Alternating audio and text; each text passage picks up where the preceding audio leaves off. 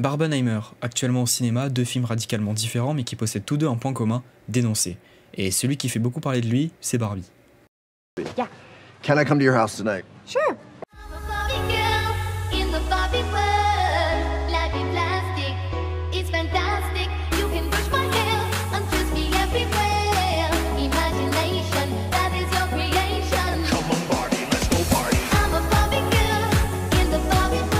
Alors déjà, pourquoi le film marche autant alors qu'on parle quand même d'un film sur une poupée? Déjà par son côté fun et coloré, sa mise en scène, ses musiques, les chorégraphies, la performance incroyable de ses acteurs, mais surtout parce que ce n'est pas un film sur Barbie, mais sur ce qu'elle représente, ou plutôt sur ce qu'elle représentait.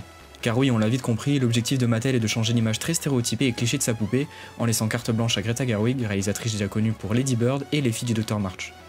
Et on l'a bien vu que la réal était libre de faire ce qu'elle veut, allant même jusqu'à titiller Mattel. Le film décide de jouer avec ces personnages qui ont une figure très controversée aujourd'hui, en abordant des questions de genre, d'identité et de pouvoir, en les faisant passer dans le monde réel. L'histoire relève alors du féminisme, le film dénonce le sexisme et le patriarcat, en assumant à fond son propos.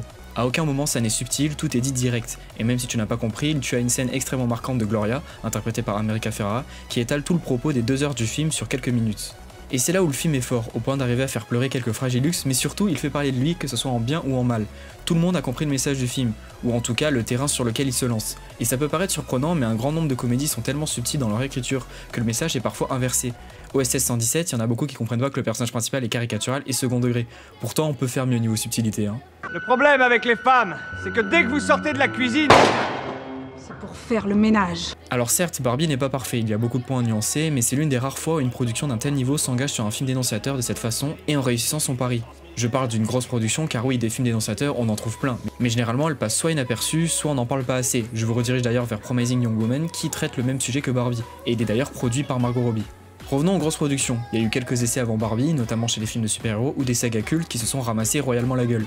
Les rares qui ont réussi se contentent juste de mettre un personnage féminin sur le devant de la scène.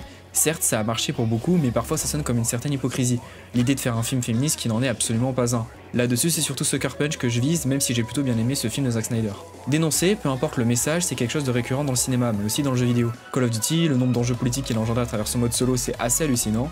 Les critiques que contiennent la satire des États-Unis GTA V est aussi un gros client. En fait, même quand on s'attend pas à ce qu'un jeu ou un film nous porte des messages, on se pose des questions sur tout ce que l'on voit. Des jeux s'amusent à remettre en question nos choix moraux, notre rapport au monde, des films allant même jusqu'à des Marvel nous questionnent sur des problèmes liés à notre société, qui ne peuvent pas être réglés par des super-héros. Il faut différencier deux types d'œuvres, celles où dès l'affiche ou le titre on s'attend à ce qu'elle nous porte un message fort, ce qui a pour seul point négatif d'attirer des personnes qui sont déjà soucieux de ces problèmes, et d'un autre côté, une œuvre qui met plus en avant son histoire, son scénario, qui au final, au visionnage ou en jouant, ne sert qu'à contextualiser son propos dénonciateur. Et Barbie, il arrive à remplir ces deux cases à la fois.